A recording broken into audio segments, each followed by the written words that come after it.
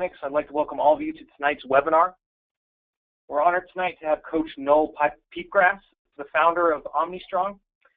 He'll be with us to speak on No Stone Left Unturned, designing a comprehensive off-season training plan.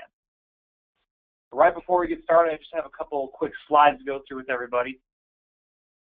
There's two options for audio with this webinar. First one is through your computer speakers. That's the default one. There is a second option though, and you can listen through it. It's through the telephone. If you want to listen through the telephone, you simply go to the webinar control panel and you expand the audio portion of the control panel. You dial the number that's shown there, enter the access code when prompted, and then you'll be good to go. Glazier Clinics has 42 clinics in 31 cities in 2016. Be sure to view the full clinic schedules online at glazierclinics.com and check back often as we are constantly adding new speakers and topics. Every year, more than 55,000 coaches choose Glazier because of the unbeatable value, X's and O's, and real strategies we deliver to coaches. Build camaraderie with your entire coaching staff this year by purchasing a staff season pass for only $439. It includes all your coaches, all our clinics, and all the online training. See you guys at the clinics. All right, Coach, I'm going to go ahead and hand control off to you. Okay. You're just going to want to click the Show My Screen button when that pops up. And then, coaches, before we get started, just want to let you know that we'll have a question and answer portion at the end of the webinar. If you guys have any questions throughout the webinar, simply go to your control panel and expand the question portion. Then you can type it in like an IM chat, and I'll be able to read those off at the end of the session. As well as if you guys want to get rid of that control panel so you can see the full presentation, just click in the upper left corner, there's a red arrow. If you click that, it'll slide the webinar control panel away. And then if you want to bring it back, if you have any questions, you click that same red arrow. All right, Coach Peepgrass, take it away. All right, hey, thanks a lot. Yeah, my name is Noel Peepgrass. I am the founder of OmniStrong, and I'll kind of talk a little bit about myself. But you know, this is my first time doing a webinar, and I've had the opportunity to present to a room full of people many times. This is the first time I've been, you know, sitting in front of a computer in my underwear giving a presentation. I'm kidding about that, actually. Hey, yeah, so I wanted to talk about designing a comprehensive off-season training plan, you know, and I know that that's the time of the year that many of you are in. And so I titled the presentation No Stone Left Unturned because I think, you know, I think that that's something that that's important. You know, being comprehensive with your training plan. Sometimes we can get into trouble by being too gung-ho one way or the other. You know, maybe you get too gung-ho about the weight training side of it. Maybe you get too gung-ho about the speed training side of it. You know, maybe you get a little too gung-ho about the lower body and you neglect the upper body. And I think one of the keys to a real effective training plan, as I've seen throughout the course of my career, is the idea of being comprehensive and truly, you know, leaving every stone unturned. Because you know, what'll end up happening more often than not is that you know, you don't think about it, you don't plan it all out, and that one stone that you left unturned will come back to bite you in the middle of the season, you know, and you'll have an injury or a rash of injuries, you know, and then, you know, hindsight is 20/20. So we want to try and turn over all those stones as best we can in the off-season period, so that when we get to the season, we've got the type of harvest that we actually want to reap. And so, you know, that's actually one of my favorite quotes. Is, you know, it's a farming quote, but I like to relate it to the world of strength and conditioning. I think it can apply to coaching and preparing your team as well. And you know, and that's that. As a farmer, you've got to be good at one of two things. You know, either planting in the spring or begging in the fall. You know, and there's really no two bones about it. You got to prepare in the off season, and you want to make sure that you've uncovered every stone in your off-season plan. So we're going to talk about what I think is a comprehensive off-season training plan. I want to start by talking a little bit about myself. I don't mean to bore you with details, but I find it is important to understand where's somebody coming from. What's this guy done before? So, it's a webinar. I'm used to having, eye contact, and you guys would be able to see me face to face if we were in person. If you come to one of the Glazier Clinics that I'm speaking at this spring, you'd see me in person. And so I just decided to put a picture of myself up on the screen. So anyway, this is me here on your right-hand side. And no, I'm just kidding. That's not me. There's a picture of me. I'm much balder and less buff than Arnold, but I do have a bachelor's degree in kinesiology. I went to Westmont College in Santa Barbara, played baseball there. Ended up getting CSCS certified out of college. Started doing some private training, and I was able to work with some teams from UC Santa Barbara during that time right after college. And I thought I wanted to be a strength coach. Actually, it was my time working with those UC Santa Barbara teams that led me that direction. And so I ended up landing a graduate assistant position at Boston University, and I had the opportunity there to work underneath legendary strength and conditioning coach Michael Boyle, who's worked with the Red Sox, Boston Bruins, Boston University ice hockey, so went out there, and then as fate would have it, my wife and I are out there. We're newly married, and we end up pregnant 2 weeks into our time there, and we're thinking, man, we're not from here. So we ended up transferring, I guess you'd say, or changing plans. I came back to the area that I'm from and attended Fresno State, where I earned my master's degree in kinesiology. Got some weight room experience there at Fresno State as well. So I do have some college weight room experience there, working as a GA at Boston University and then at Fresno State as a student intern there. And but then I kind of got a little bit bored, and I wanted to have. I just really got a hunger to go back, and I got the opportunity to not only be a strength and conditioning coach, but to be an on the field coach at Central Valley Christian High School, and that was about 10 years ago now. And so for the last 10 years, I've been a high school coach, a teacher, and a strength and conditioning coach. I've operated in all those roles. I've coached football, and I was defense coordinator for 3 years at Central Valley Christian High School. I've coached baseball. Was even the head coach there for a year, and I've coached track and field as well. So I guess the reason I say all that, I've got 5 kids, married. I know what it's like to be a teacher and a coach. I know what it's like to prepare during the season and where your minds are at sometimes with the weight room. And so I just, I feel like maybe, I've walked a mile or two in your shoes, and hopefully that's a point of connection for us as I talk. My vision for this next phase of my career, as I'm still teaching and coaching, but my vision for this next phase of my career is to take what I've learned, not only in my educational experience, but also in my practical experience, and help to empower high school coaches to deliver, just an incredible training program to their teams. I think the reality is that most high school coaches are pretty much doing what they did or something like what they did in the weight room. You see that a lot. Now that's probably not as much the case in a room like this. You guys are the cream of the crop coming to listen to a webinar on Martin Luther King Jr. Day. But a lot of coaches, I think, are just kind of doing what they've done. We can fall into that rut as coaches pretty easily.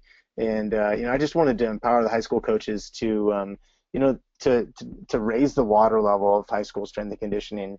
I know the reality is that many of you are your strength coach. Many times that's that head football coach or an assistant who has an interest in it, who's heading up the weight room program, and so it's just my desire to do whatever I can to help empower you to do a great job and help educate, and so I founded this company called OmniStrong. And you can see my website listed there, www.omnistrong.net, if you want to check that out. Also, I'll just say, if you want to email me, you can email me, noel@omnistrong.net. If you want this presentation, this PowerPoint, I'll gladly send it to you. Go ahead and email me at that address, and I can get that over to you. So if you're not able to take notes or whatever the case may be, There you go. Okay.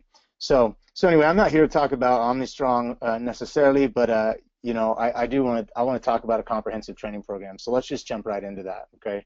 And so I think I call my system the complete system for team-based training, and I was thinking to myself, well, what is complete? What is a complete training program? And so I've got 10 years of experience, actually more, 10 years just in the high school setting, but over 13 years experience, designing training programs for athletes. And this question, what is complete? I think it's a really important question for us to ask. And so, I think honestly, I could sit here and tell you, hey, this is what you should do. You should do this, this, this, and that. You should do that. You should do this. Here's my philosophy on this. This is what I believe in.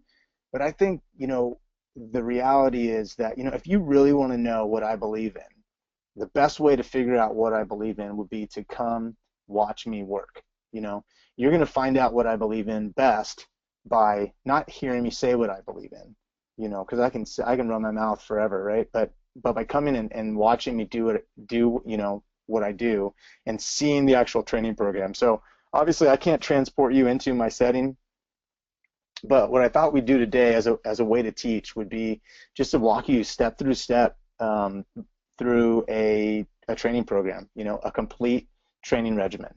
So that's what I'm going to do today. I'm just going to walk you straight through the system that I use, and then afterwards I think it'll probably be really useful to queue up the questions. So I'll be writing down those questions as we go, because I think that'll probably be the most important part of this seminar, I could imagine, because there'll probably be some things that I don't touch on exactly the way that you need them addressed, and so I welcome those questions when they come at the end. So that's the question that I'm coming from today. What is complete? What's a complete training program? Okay, so I'm just going to start at the beginning. The first thing that we're going to do when we get into this weight room is a pre-workout routine.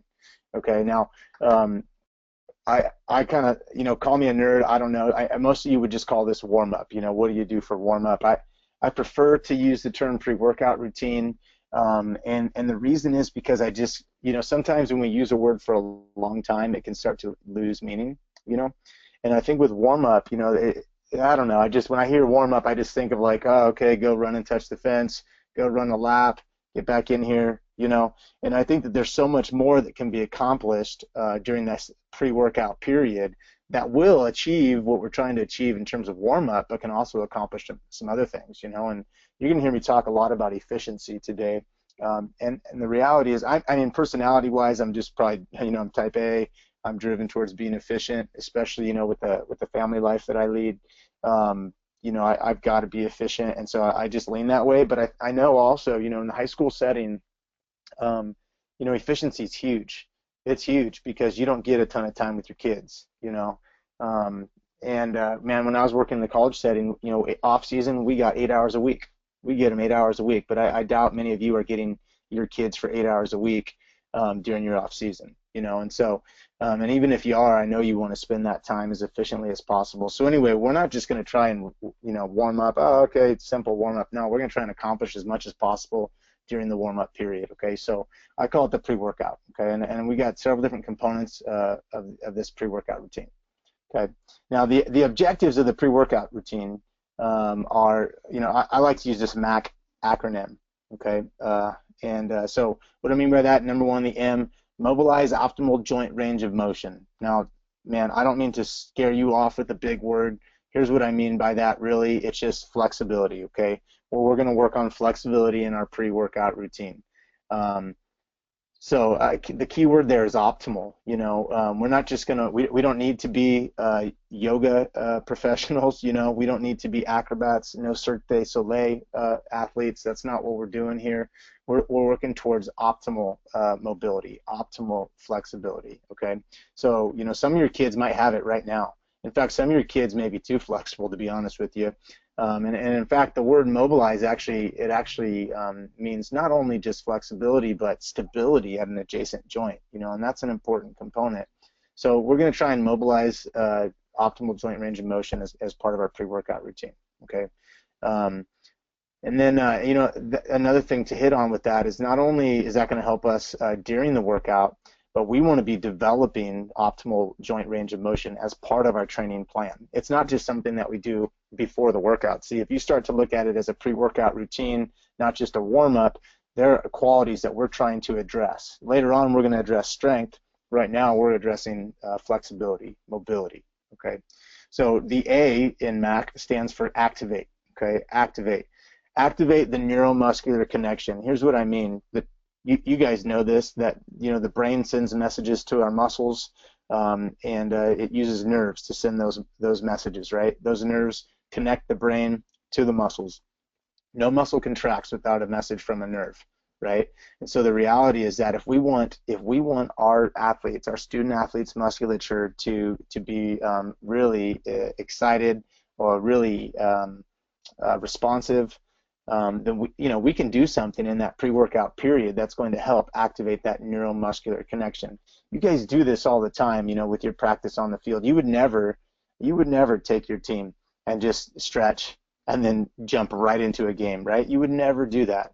Every Friday night you see the guys under the lights throwing the football around, they're making throws, making catches, working on blocks, hitting drills. Okay, these are all ways of activating the neuromuscular connection. Okay, now in the pre-workout routine, we're going to use we're going to target some specific areas, especially some areas that tend to be, for lack of a better word, deactivated. And so we'll talk about that a little bit more, but activation is a really important part of that pre-workout period, and so we're going to try and do that during the pre-workout routine. Okay, and then the C stands for coordinate. Okay, coordination. To coordinate important movement patterns, and so here's what I mean by that. By important movement patterns, I'm thinking about things that we're going to use later in the workout, things like squatting, right? Things like hip hinging, like the pattern that you might see in a clean or a deadlift. That's a hip hinge. Okay, so lunging, we're going to do a lot of lunging in our workouts. We're going to do pressing, like a push-up. So we're trying to coordinate these important movement patterns as a part of our pre-workout routine, so that these patterns are more efficient later on, and so that we're actually building our motor ability, right? Our ability to move. So we're coordinating important movement patterns. Okay. Now I have that little arrow at the bottom. Now the end result of doing all these things, it will be warm-up. Okay, we will increase our tissue temperature, but we're going to do it a little bit more purposefully. We're not just going to aim at the warm-up. We're going to aim at these three things, and as a result, we will be warmed up. Okay, so let's just jump right into these routines. One of the things that we might use, we use in my system, is a foam roll. Okay, these things are getting really popular now. You see, that's actually a picture of me there rolling over the top of a dense black foam roll. Now, those things, they are becoming very popular. You can get them for fairly inexpensive. I buy 3-foot rolls and cut them into 1-foot rolls, like you see there. It costs me about $3 a roll. You get your whole team outfitted for 150, 200 bucks. It's a really good investment. Okay, now maybe some of you are working on bigger programs, you might need $250, $300, but you get the point. It's a pretty good investment. Okay, these foam rolls are going to act as our self-massagers. Okay, so they're going to help us give ourselves a massage, and that's really important. The massage can loosen knots, it can push blood around, circulate blood, and just through the act of rolling over this device, you're actually going to warm up your body and start that process. Okay, there's research that shows that foam rolling by itself, without any flexibility training afterwards, just foam rolling can help improve muscle flexibility. Okay, so this is part of our mobility piece here. Okay, foam rolling. So examples of some muscles that we'll roll over at the start of a workout in our pre-workout routine: quads, IT band. That's the muscle tendon on the side of the outside of your thighs, the calves, glutes, lats, pecs. Anyway, those are just a few examples that we'll roll at the start of our workout. Okay, get those muscles loosened up. All right, then the second thing that we're going to do in our pre-workout routine is a static stretch. Okay, I love static stretching right after foam rolling. In fact, I almost don't static stretch except after foam rolling, because that foam rolling is really great at loosening us up, and I find that static stretching, it's just not that effective when it's done cold. But the foam roll is just perfect. Gets rid of some of those knots, and then now we're able to get a little bit more muscle length, I think, as a result. So, static stretch is just a position held for, greater than or equal to 15 seconds. I tend to aim at about 15 seconds just for the sake of time. Definitely there's some benefit in holding a little bit longer, okay? Anyway, so static stretching is dynamic stretching is really popular right now, and that's great. But static stretching is the best way to lengthen your muscles. You're going to get more muscle length out of a static stretch than you will out of a dynamic stretch. Okay. I think the key to stretching, because I talked about just a minute ago, we're not trying to create Cirque du Soleil, gymnasts. We're not trying to create yoga instructors. The key to good stretching is to stretch what needs to be stretched. Okay, really focus on stretching what needs to be stretched. And you're around your athletes a little bit, you'll figure that out. But some examples of, just generally across the whole population, some examples of things that are a little bit more tight. Joint by joint would be the ankle, right? So stretching the calves is going to be really, really effective. Something that you need to do a lot to give that ankle range of motion. Okay. Then we got the hip. The hip is some people call the hip the shoulder of the lower body because it's designed to have so much range of motion. So we can stretch those hamstrings, groin muscles, glute muscles, but the hip needs to have a lot of range of motion. If the hip isn't able to move, that movement is going to get translated into that lower back, and your kids are going to start to have lower back pain. Okay. And so just even as a culture, we're really tight in our hips, and so stretching the hips is really important. Okay, and then we move on. The lower back, actually, an area, you hear people talk about, my back hurts, can you help me stretch it? I really shy kids away from that. The lower back's designed to be stable. There's really not a lot of range of motion built into those lower vertebrae, and so we want to promote stability in the lower back. But the upper back now, the upper back's a little bit different, okay? And upper back is a spot that we definitely want to static stretch, okay? Then we move on to the shoulder, very similar to the hip. Shoulder needs range of motion. Tight shoulders are, your worst enemy. And then the elbow and the wrist, okay? So these are all spots that we're going to static stretch in our pre-workout routine. All right. So moving on, the third component of a pre-workout routine is a dynamic warm-up, or I even nickname this the MAC routine in my system. Okay, we talked about efficiency. I love in-place timed warm-ups. So that's how I'm going to do my dynamic warm-up. And the reason is because I like to be able to take roll while they're sitting right there in place. I like to know exactly how much time I'm going to spend doing it, and I like to eliminate as much horseplay as possible.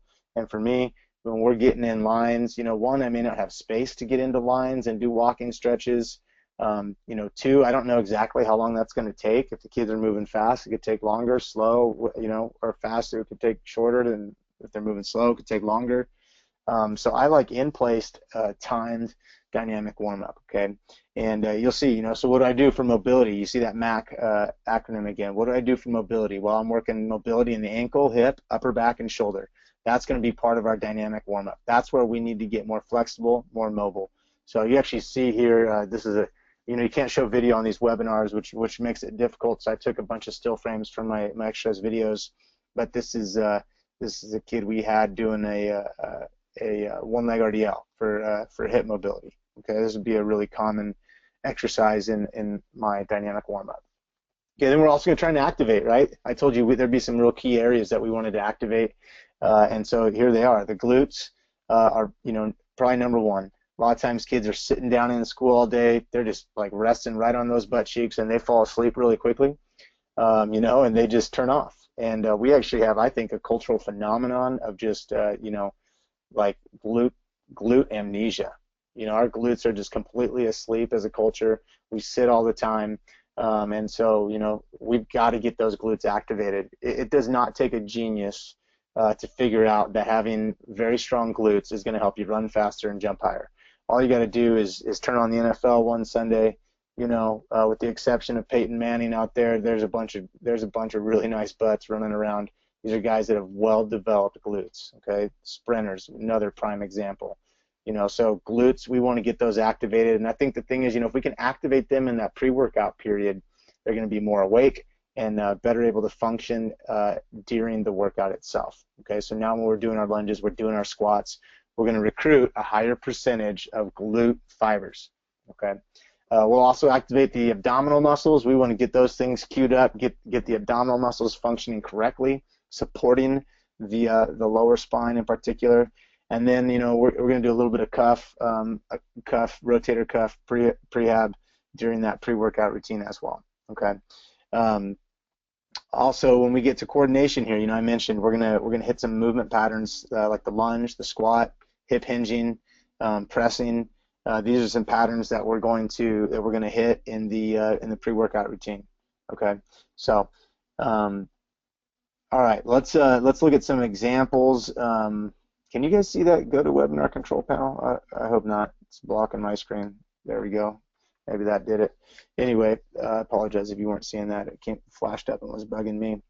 So anyway, some examples of some exercises that we'll do in our dynamic warm-up. We'll do a lot of planking in our dynamic warm-up, really hard contraction planks, bridges, hip lifting. Things that these are things that you might classify more as core exercises, but we're going to do them as part of our dynamic warm-up to wake up that core, to get it functioning the way that we want to. Core training it's not about necessarily just creating a bunch of strength and a ton of repetitions. Core training really is about educating the core muscles to do what they're supposed to do. If we can educate those muscles to do what they're supposed to do, they're going to function correctly, and that's going to be really where we want to focus. You see people doing a ton of crunches just to try and get that six-pack. The reality is that we all have a six-pack underneath whatever fat's covering it. So we're not trying to build six-packs necessarily, although low body mass numbers, low body fat, I should say, is important. So we're trying to get the core to function properly, and so it's a great time to do that in the warm-up. We want to enter that workout with things lined up, things awake, operating the way that they're supposed to. So planks, bridges, hip lifts, lunge variations, squat variations, we'll use these in our dynamic warm-up, okay? All right, so now we're through the pre-workout routine. You're like, man, that was a long time. It's already 4:30. I'm just barely through the pre-workout routine, but I think some of that stuff in there is really one of the things that makes my system unique, especially from what I see with the average high school coach. And I said, I want to be really purposeful with every minute that I have. And so, there's stuff that I'm trying to get accomplished. You saw, in that pre-workout routine is a ton of core work.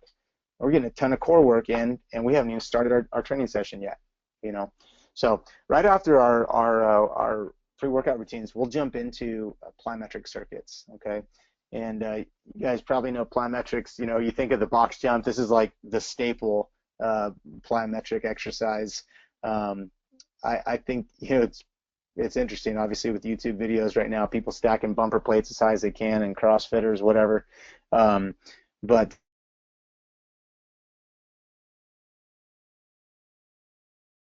the box jump has really been a phase one preparation type exercise. It's really not an exercise that we're going to stick with for very long. It's actually the most baseline level exercise I think that you can do, because the point of the box is to mitigate impact at landing. By landing on a higher surface, you don't have as much impact on the ground, and so you can really work on explosiveness without having to worry about landing well. So you can land with a little bit less impact and really focus on technique and explosiveness at the same time. So anyway, we do use the box jump, but it's not something that you're going to see my student athletes doing for 16 weeks in a row. Like I said, it's just part of the phase one preparation phase in my plyometric program. So anyway, just to address that, since I've got that picture, yeah. So there's really 4 different types of plyometric exercises that I use in my system. If you really think about it, there's really only a few things that you can do plyometrically. And when we're talking about plyometrics, again, yeah, we are talking about jump training. We're talking about the type of training where we're trying to get more springy. It's really about landing and then taking off. That's what plyometric training is all about. And so I've got jumping, hopping, bounding, and then medicine ball throws listed here. And what I'm going to do in my plyometric circuits is I take 5 drills, and I rotate through 2 to 3 sets of 5 drills. Rarely do more than 5 repetitions in one set. So for jumping, for example, we're going to take a vertical jumping exercise like the box jump, where athletes are working on jumping as high as they can.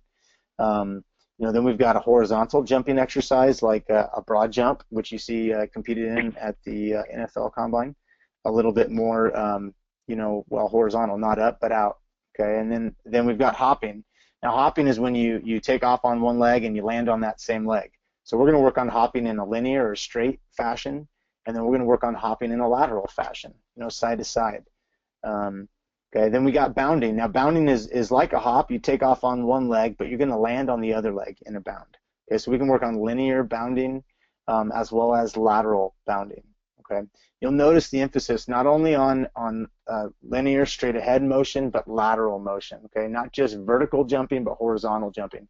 This is all part of what goes into making a training program that's comprehensive. Okay, if we get too caught up in just moving linearly or just jumping vertically, we're going to miss some stuff. Okay, and again, I'm telling you, if you haven't planted well in the spring, you better be good at begging in the fall, right? And so we've got to make sure that these stones get unturned. And we're covering a wide variety of movements. Okay, and then finally we have the medicine ball throws there. So I have 4 listed.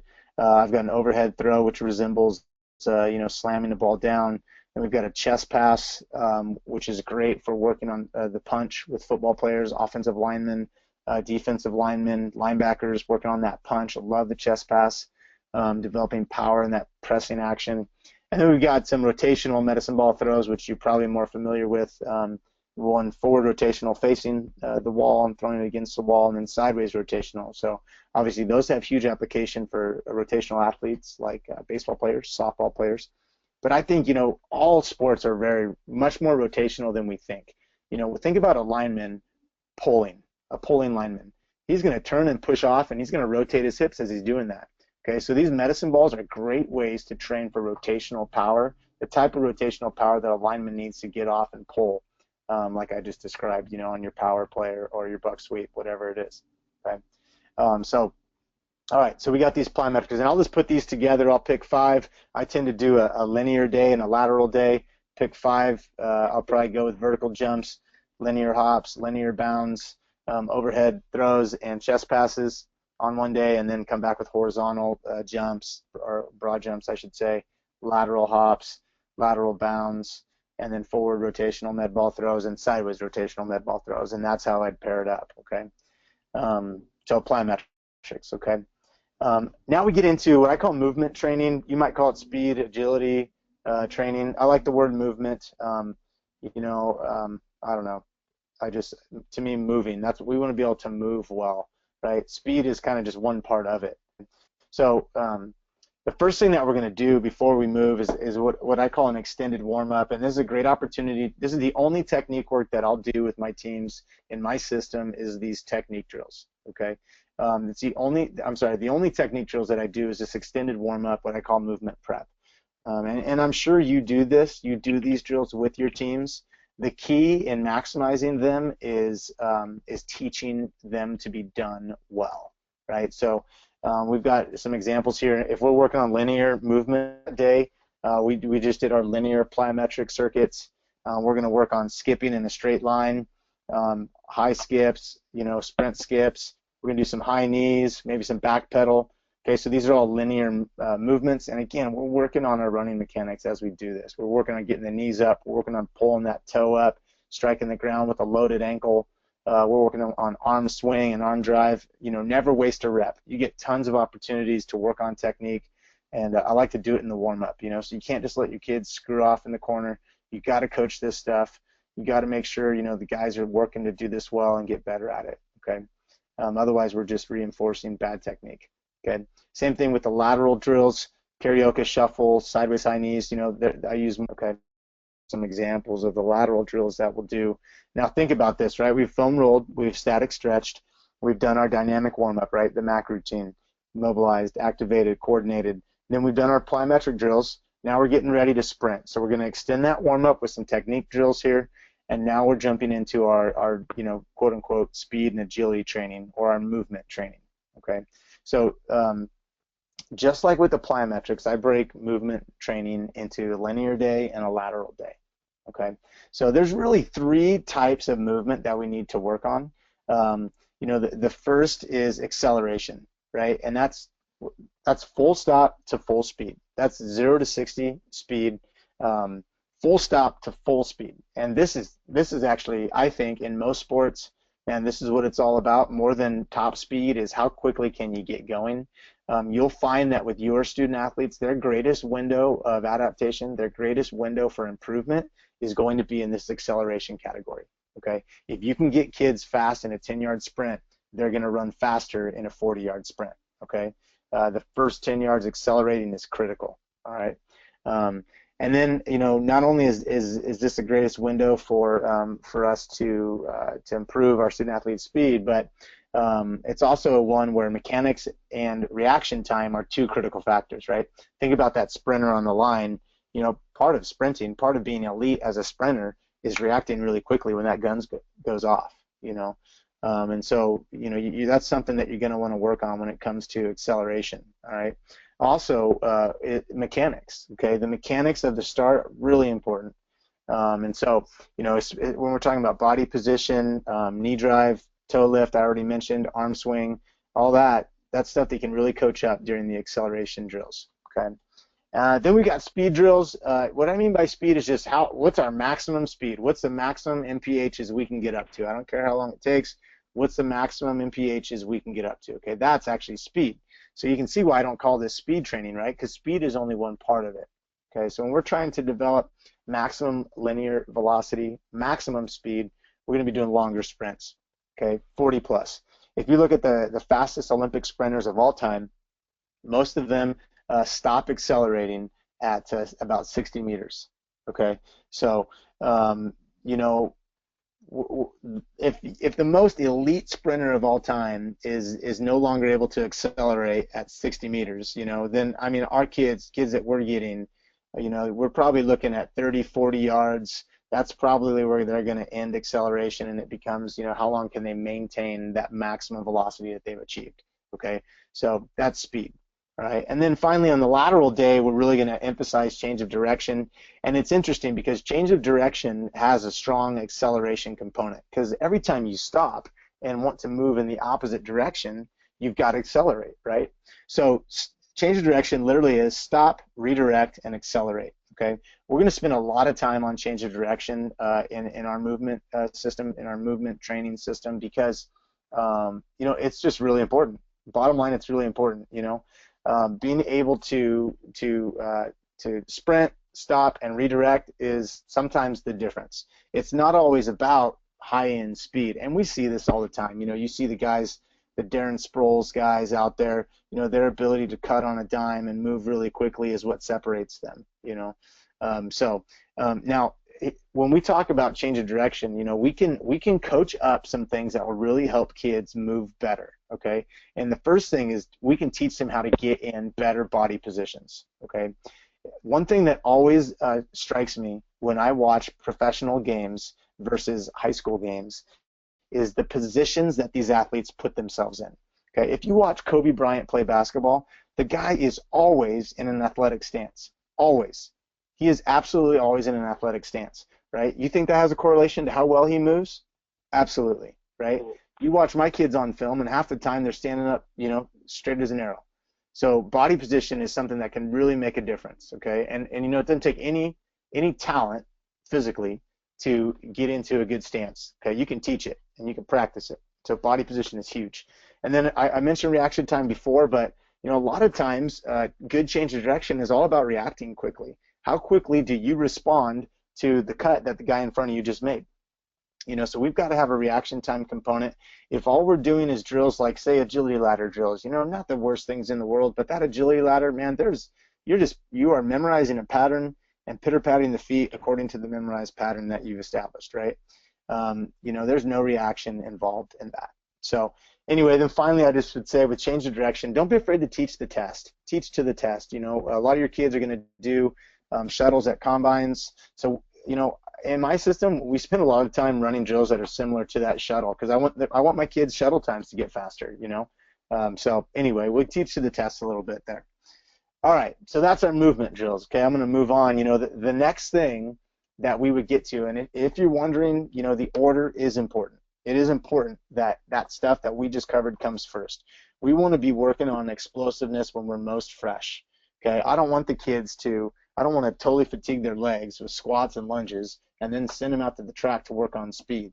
what they're going to be working on is running while they're tired. Okay, they're going to be working on running slow, and they will reinforce whatever movement patterns they're practicing will be reinforced. So we want to do those while we're most fresh, and when we get into the weight room, we're going to have the same philosophy. The first thing we're going to work on is power when we get into that weight room. Okay, and so I'm going to talk here about, we would jump into next, power trisets. Okay, and I'll explain a little bit about what a triset is. A triset is a way that put together sets. Basically, a triset is 3 complementary exercises where we're going to have our student athletes do 1 set of each. We're going to give them 3 minutes to do it. We're going to hold them all up and say, you can't start your next set until 3 minutes, and then we'll go to the next set. Okay. Now, with this particular example, you can see some pictures of the exercises that we're doing, but there's some reasons why we do this triset. Okay. Number 1 is we want to maximize recovery. Okay. Number 2, efficiency. And then 3, active learning time. We want our athletes engaged. There's nothing worse than your athletes bench pressing and then sitting down for 3 minutes while they wait for their next set, right? We want as much active learning time as possible, so we have efficient workouts. But we don't want to suffer or sacrifice recovery time. Okay. If you know anything about training, you know that recovery is huge, right? If you don't allow your athletes to recover enough in between sets, you're training endurance, but you're not maximizing the training that you're doing for power or strength. Okay, so we really want to maximize recovery as best we can. So 3 minutes is kind of like the bare minimum of time that I'd like to rest in between sets. And so with younger athletes, but 4 would be even better. But 3 works really well, I think, logistically, and with younger athletes who aren't as well trained, I think 3 is great. So we're going to work with a tri-set where we do, 1 set, 1 set, 1 set, wait for that 3-minute buzzer to go off, and then we come back around, okay? And I've been in weight rooms. The one we built at Central Valley Christian High School, we actually had a buzzer, like a practice timer. In fact, the exact same clock that we used to time our practices and keep our practice tempo up was a clock we had in our weight room there. So I would highly recommend that. But, man, I started using cooking timers. So you don't need anything complicated. Right now in the weight room that I'm working in, we use my watch.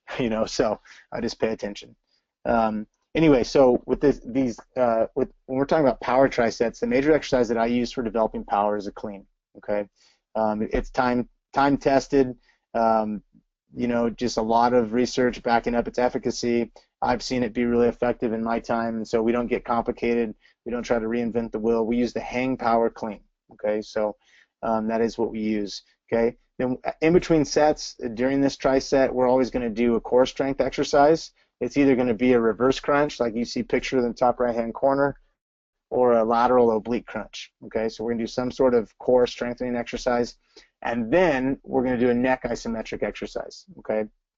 Now, the neck isometrics, all about neck strength. I've been reading over the last 3 years. We started adding these into my system, and the reason is because neck strength seems to reduce concussion risk.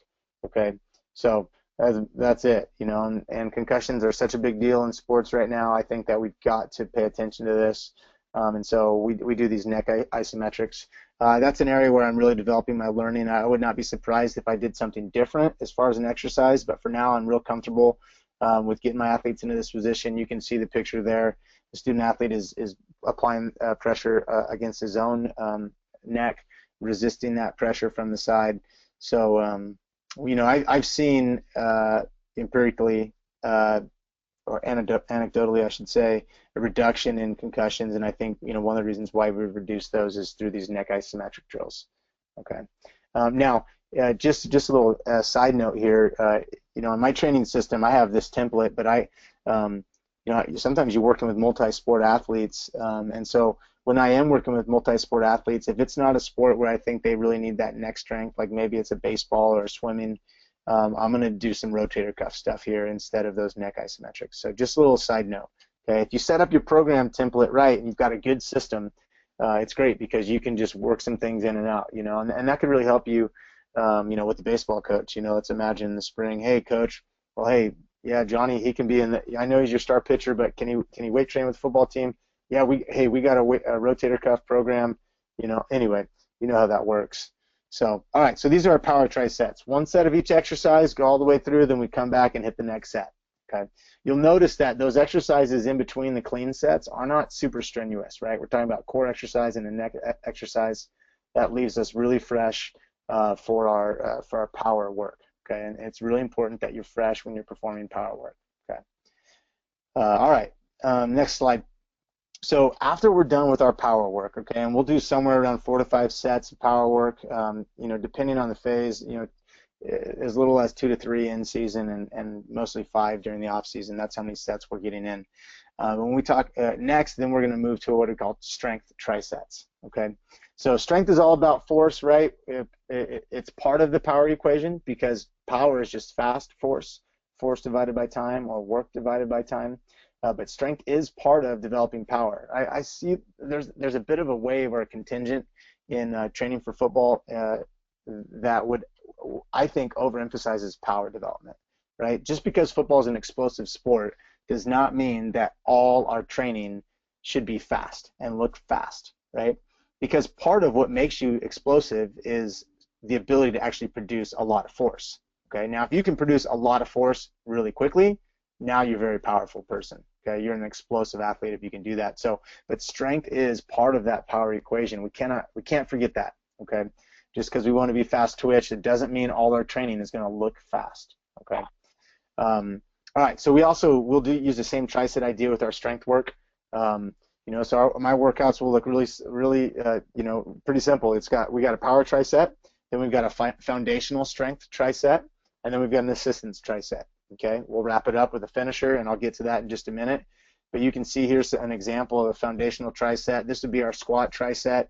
We're gonna do our reps on the squat. Okay, we got 3 minutes to get through that set of squats. Then we're gonna go and we're gonna do an active stretch for the antagonist muscle group. So what I mean by antagonist is like the opposing muscle group. Okay, so in the squat, that's a pretty quad-oriented exercise. So what we're going to do in the squat in between sets is we're going to do this stretch that you see on the right-hand side here. I think my arrow is pointing to this active hamstring stretch. Okay. Now during our workouts, we're not going to use static stretches. We're actually going to use an active stretch, which means we're going to hold this position for a couple counts, and that's it. Repeat it for 5 reps. We're not holding those stretches, but we are going to use more of an active stretch. Okay. And it's just adding to the variance and the type of overall flexibility that we're developing. Okay, we got the static stretching pre-workout, and then we're doing active stretching during our workout. Okay, we combine that with the dynamic stretching that we're going to do as part of the pre-workout routine, and we've got a pretty effective, a pretty robust flexibility plan. Okay.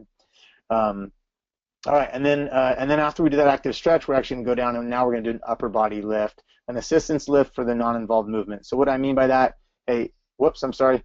If we got crazy there with the mouse. If we're doing a lower body foundational lift like the squat, or have deadlift listed here as well, then our assistance lift is going to be an upper body lift. Okay. If we're doing an upper body foundational lift like the bench press, this assistance lift in that first triset is going to be a lower body exercise. Okay.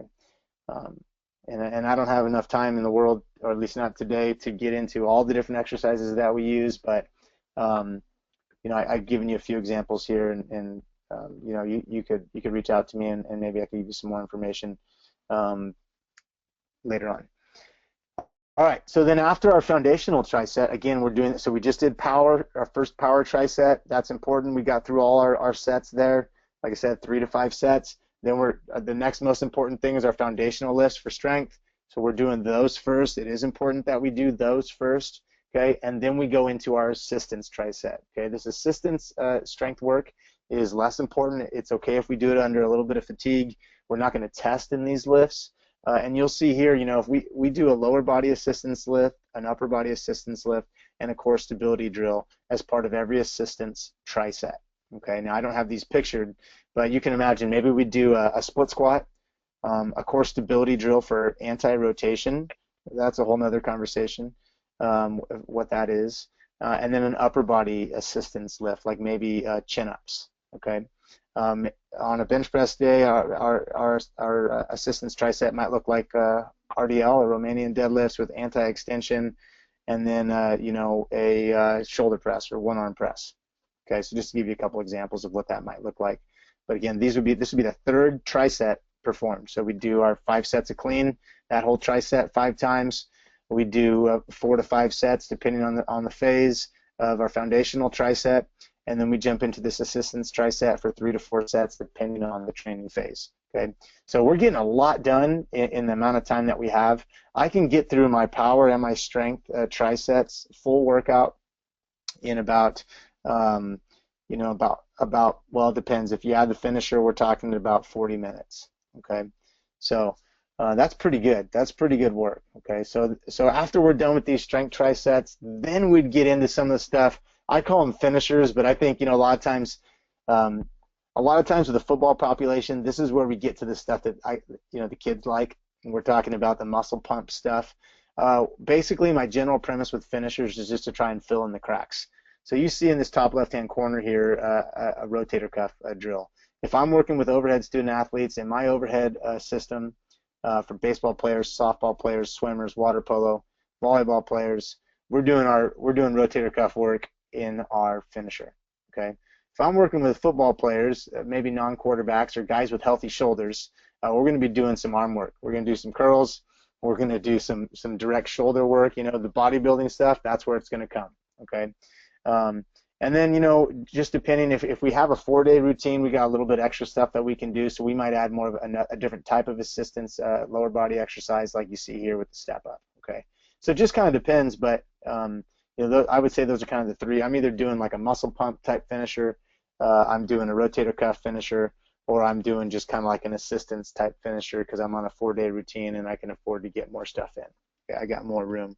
But look at this. I'm only spending 6 minutes total with this finisher. Okay, I'm going to get 2 sets of 3 exercises accomplished in this finisher. Okay, so 6 minutes, and I'm getting a lot of work done. So anyway, one thing that I like about these finishers as well is they kind of act as like an active cool down because these exercises are less intense. They kind of bring the body down, hopefully let that heart rate get to normal. And so anyway, maybe that's part of the reason we call them a finisher. You'll notice just in the picture here though that I like it. Kids want to get pumped sometimes. Every 16-year-old boy wants to feel that bicep swell up, and you can even see in the picture on the right-hand side our guy Hunter, that's a quarterback by the way. He's got a little bicep pump going on. There's nothing wrong with that. I know biceps aren't the most important muscle to be used in football, but when a kid feels good about himself, he feels strong, his arms look good, I think that builds confidence. I call it iron confidence. So we want to have a little bit of that in our program. We're not going to do it we're going to do it after we've finished all the good stuff. Okay, we're gonna work priorities and get our way down to this. Okay, all right.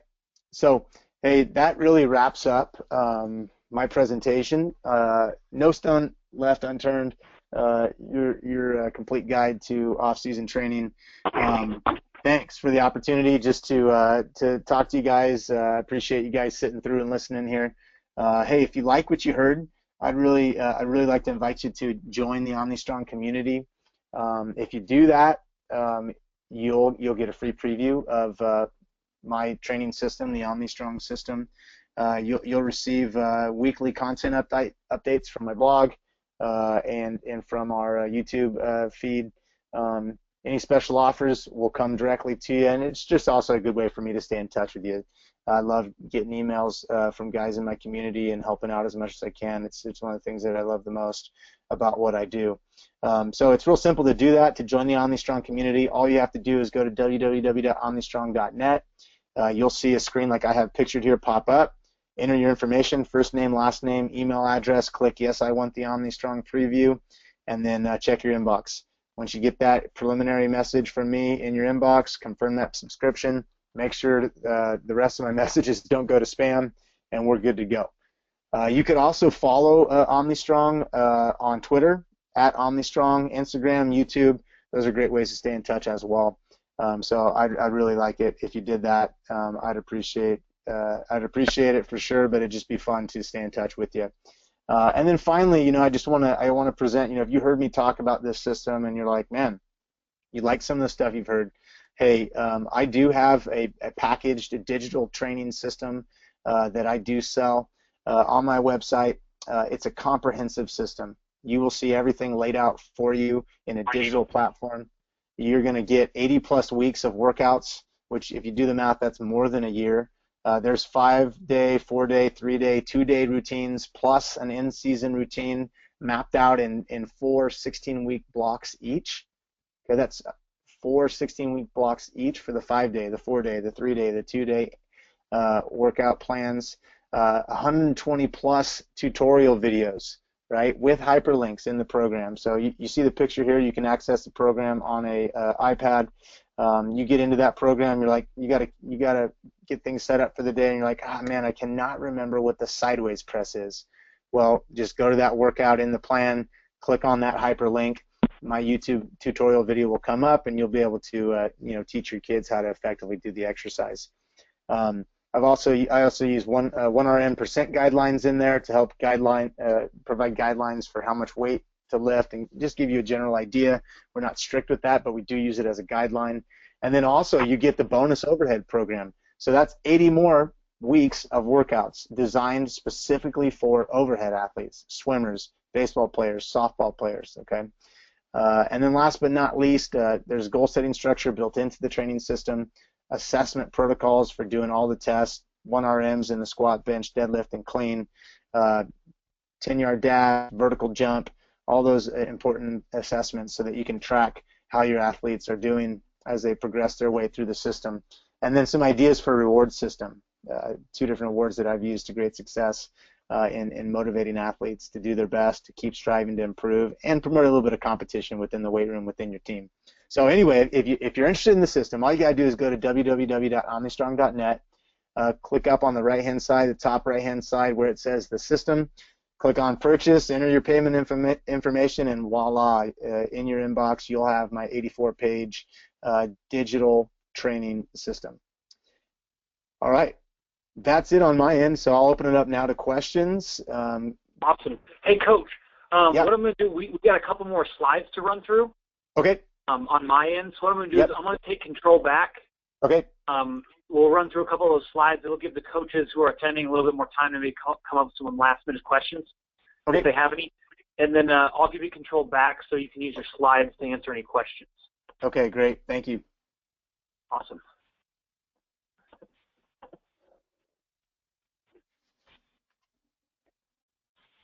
Huddle, prepare, execute, and dominate. Start your free 30-day trial today to upload and break down unlimited game video, create tendency reports, telestrate, create highlights, and more.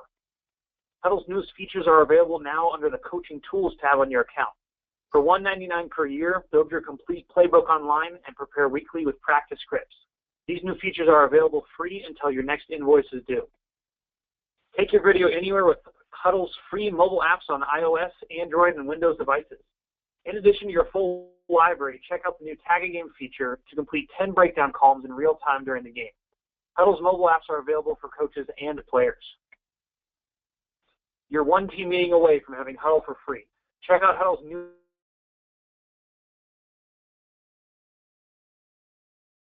Manage tab on your Huddle account.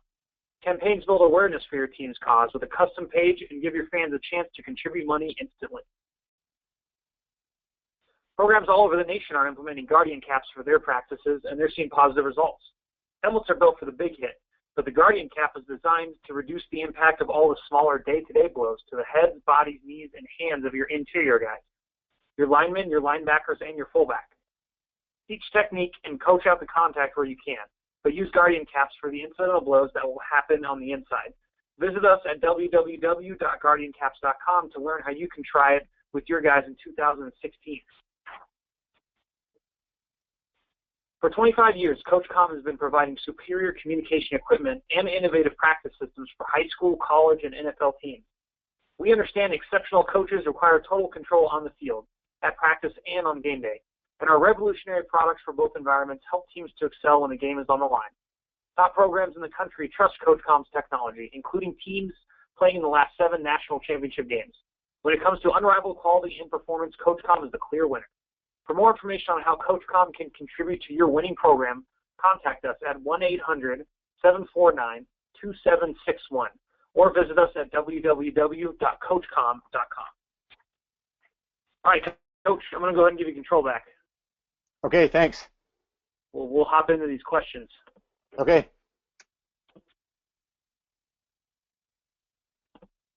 All right, show my screen.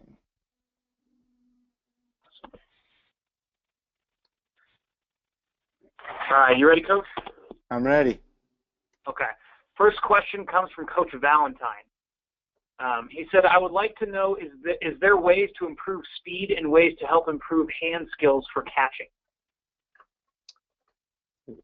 All right, that's the question. So we're talking about, well, first part of that, speed, absolutely. I think what he's talking about is more hand speed, right? That's what it seems like. I think so. Yeah, totally. I really like a couple things on that. The medicine ball chest pass drill that we use is a great drill for promoting hand strength and speed. Um, so that's definitely something that I would point you to. It's basically just like a basketball chest pass with a weighted medicine ball. And you'll see right away. The first limiting factor for kids is, can they catch the ball? And that's the first limiting factor. They don't even really develop power with the exercise until they've demonstrated that they can catch the ball. So that's one, just working on being explosive with the upper body. I also, that's one of the reasons I like the clean, hang clean in particular. That's a great total body exercise for developing power. And so, certainly there's a component there with the upper body. And so, hand speed, it's not karate, but I definitely think there's some things that can create a general adaptation and that will positively influence hand speed. Certainly hand strength, which I think is part of what you're getting after there. Carrying things around, carrying weights around, chin-ups, handling the bar in the clean. The medicine ball exercises, some of our core exercises involve handling a heavy dumbbell. So, absolutely, I think, hand strength and I think hand speed too would be improved with the system. Of course, you're going to have to do your drills on the field, right? You're going to be doing your working with the receivers, your turn drills, or using the pitching machine to fire footballs at them. It's not going to replace that, but there's some good complementary things. The medicine ball chest pass, doing the cleans, and then the grip strengthening that really would help. Absolutely. All right, Coach, ready for question number 2? Yeah. All right. How long does your workout take from start to finish? My classes are only 45 minutes long, but I have kids 4 days a week. That is from Coach Wolfram. Okay, great. Yeah, you know what? That is an awesome question. One of the things, as far as where I fit in this industry, I think, man, for so long I listened to guys who are college and pro athletes. They're kind of the ones that are leading the charge, and they got tons of great information. But you look at their workouts and you're like, man, we'd never have time to complete that workout. The school that I was at for 9 years, we had 42-minute periods, 4 days a week, and then 1 day a week our periods dropped down to 35-minute periods. So we actually, and that includes dress time. So my 5-day regimen is designed to be done in a class setting like that.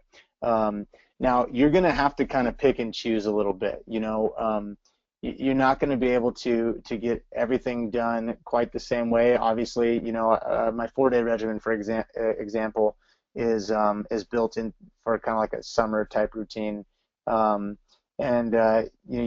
probably wouldn't be the one that you'd use. I'd recommend you taking a look at the 5-day regimen. The 5-day regimen is designed to be done in 45 minutes. Yeah, so I talked about a comprehensive training program here.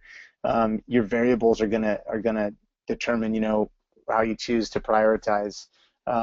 But I like the 5-day training regimen is being done by schools in a 5-day week where they have time constraints, maybe even more severe than what you're talking about. Okay. And the other thing would be you just got to kind of decide. I'll be honest with you. I don't I probably use the movement training, those movement drills. I probably do those 15% of our year training wise. Only during the summer would I use those movement drills.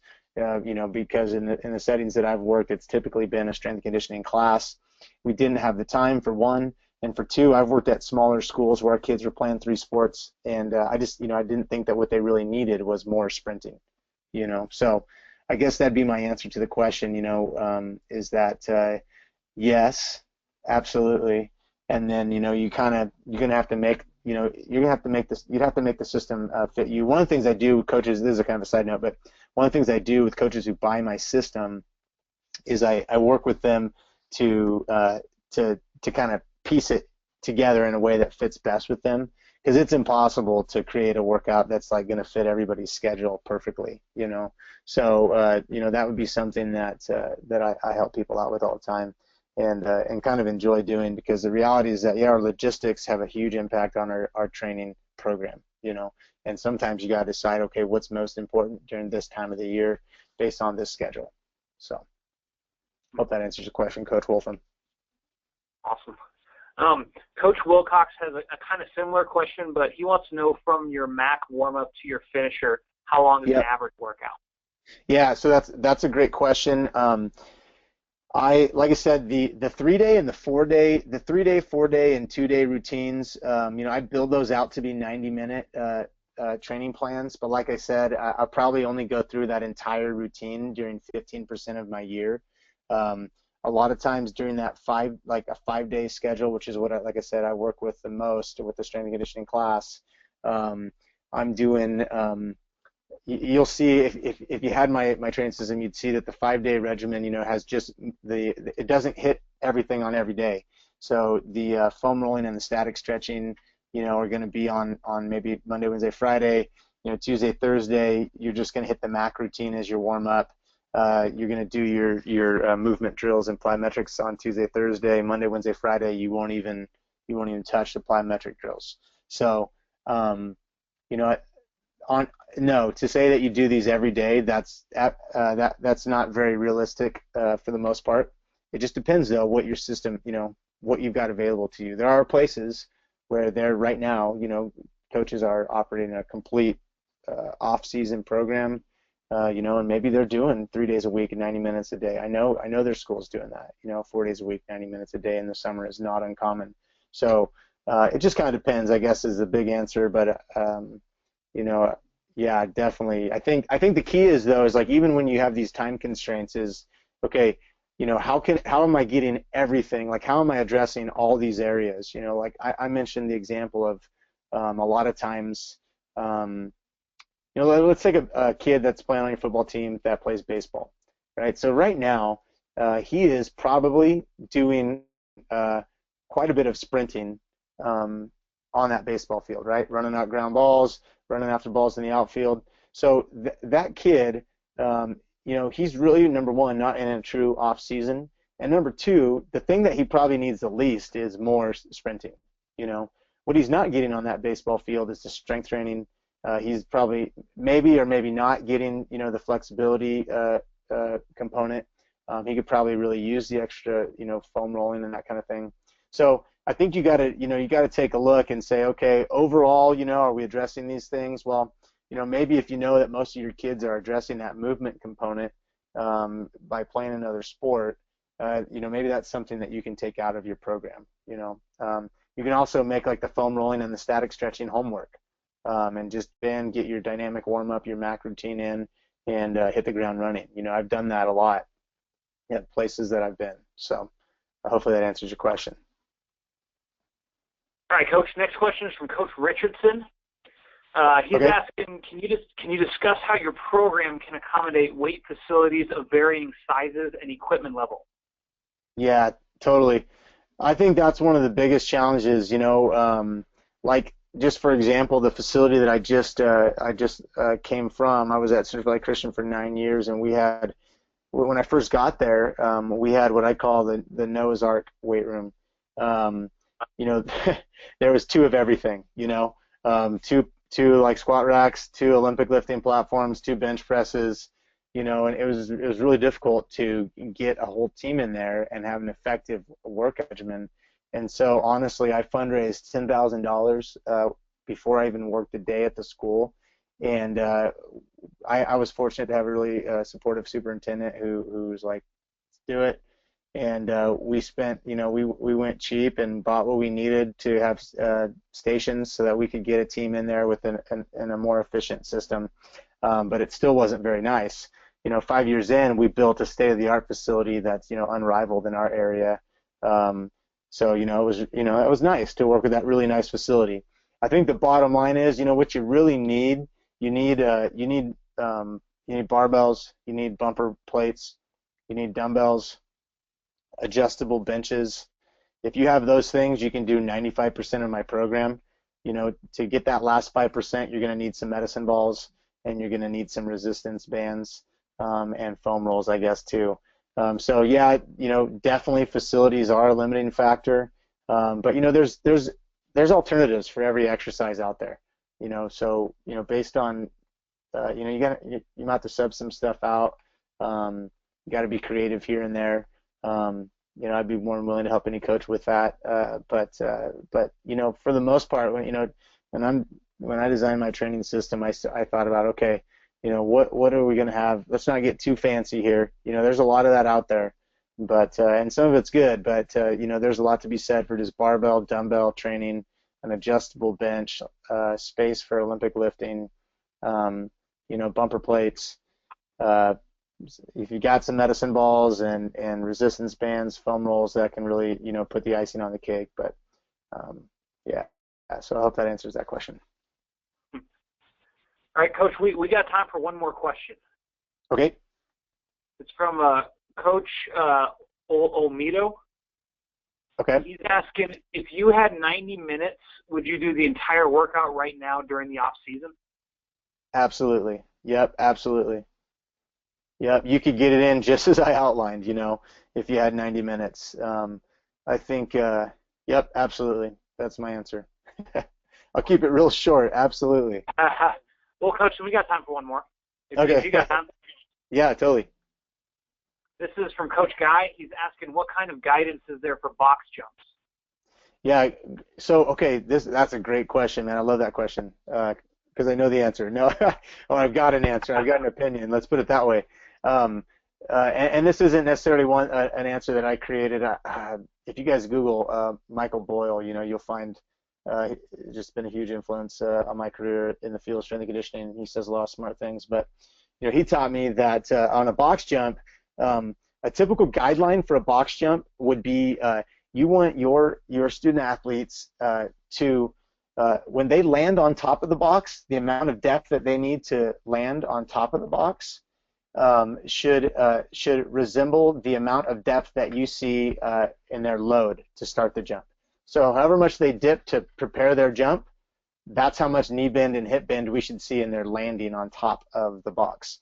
Okay, so a lot of these like YouTube videos that you're seeing with these guys jumping on top of these ridiculous boxes or stacks of bumpers, the guys are getting into a super deep squat on the top of those stacks, right? I tell my student athletes, you jump as high as you can and land soft on the box by bending only as much as you need to. If I see that they have to get into a really deep squat to get on top and land on that box well, then I'm going to have them go down to a lower box. So just to put it, we use 20-inch boxes and 24-inch boxes in my weight room. And shoot, half the time we're jumping up onto a weight bench, and that's about 20 inches depending on the bench.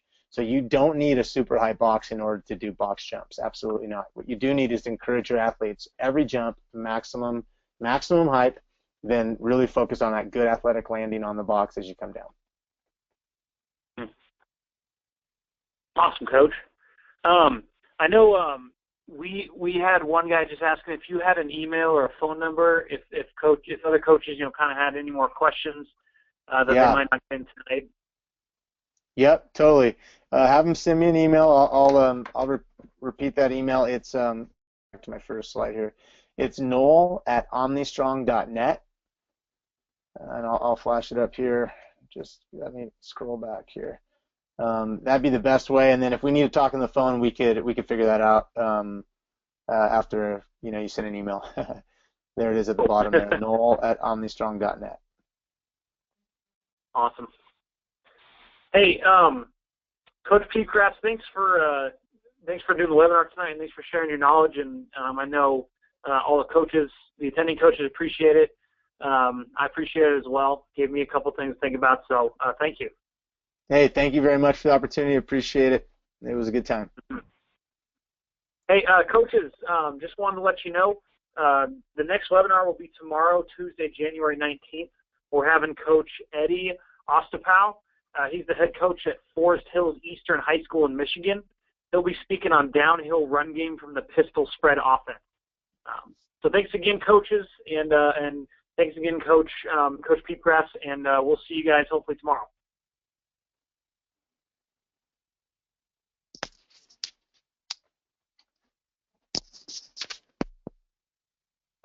Thanks again, Coach. Hope you have a good night. Okay, thank you very much. Am I talking? Sorry, am I talking?